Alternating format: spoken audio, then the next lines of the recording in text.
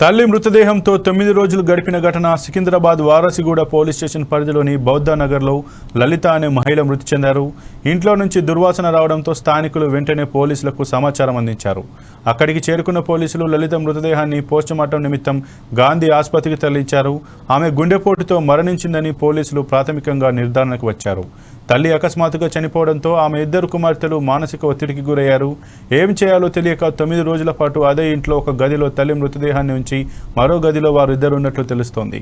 అనుమానాస్పద మృతిగా కేసు నమోదు చేసి అన్ని కోణాల్లో దర్యాప్తు చేస్తున్నామని వారాసిగూడ పోలీసులు తెలిపారు.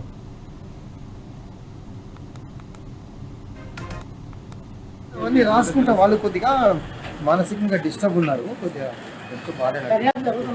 అంటే వారం రోజులు చనిపోయి సార్ చనిపోయి వారం రోజులు తెలీదు, డాక్టర్ చెప్పాలి తెలీదు. అవన్నీ రాసుకుంటా వాళ్ళు కొద్దిగా మానసికంగా డిస్టర్బ్ ఉన్నారు. కొద్దిగా అంటే వారం రోజులు చనిపోయి సార్ చనిపోయి వారం రోజులు తెలీదు, డాక్టర్ చెప్పాలి తెలీదు. అవన్నీ రాసుకుంటా